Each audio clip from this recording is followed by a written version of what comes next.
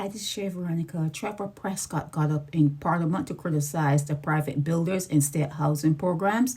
And he is saying that out of the 10,000 houses being built, most are going to private builders and the smaller construction companies are being disadvantaged.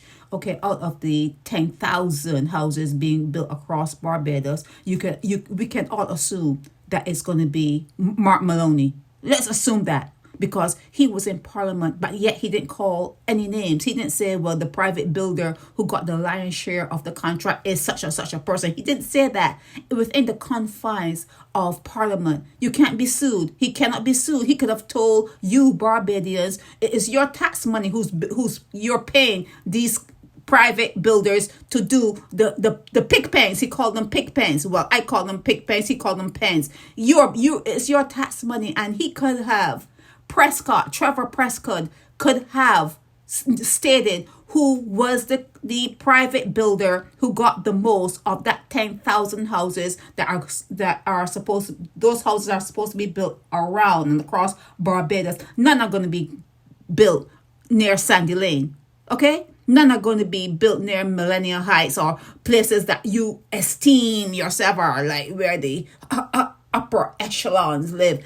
None of these houses, none of these huts, none of these pig pens are going to be built in those areas. So when he said across Barbados, it's not really across Barbados. It's going to be relegated to certain areas. Now, Dwight Sutherland, with his head is firmly planted on his shoulders, he's going to get them and say, well, the building material is good and everything is copacetic, everything is good, but you should watch to see if he's getting a bribe. You should check to make sure that he's not another Dunville Innes. Is he getting a bribe? Why isn't he giving more of that building project to his brothers? To the smaller construction companies? Why isn't he divvying it up? Why is it that these private builders get the lion's share? And then money, profit that's it. That's really it. These private builders are out to make money. They're going to maximize their profits, and they're going to build something that is small, and they're going to take your money, your tax money, and they're going to get big. They get richer and you stay poor. They get richer and you stay poor. You taxpayers in Barbados, you must watch how your monies are being spent. You must watch. You must insist on knowing the pockets that your tax money is going into. Now, if it's Mark Maloney, he doesn't consider himself to be white, to be black. To be black. Okay? He does not. No way. Not in this time, not on earth will he consider himself to be a black man.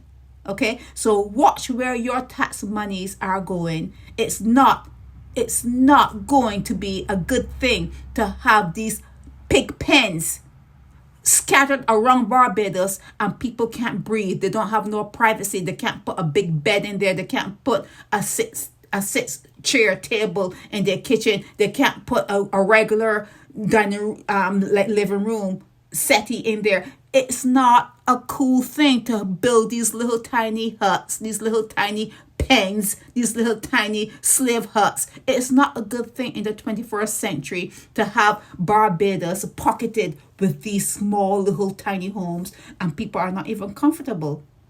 It doesn't make any sense. And another point he made, that Hurricane Elsa came through and houses are in need of repairs from that.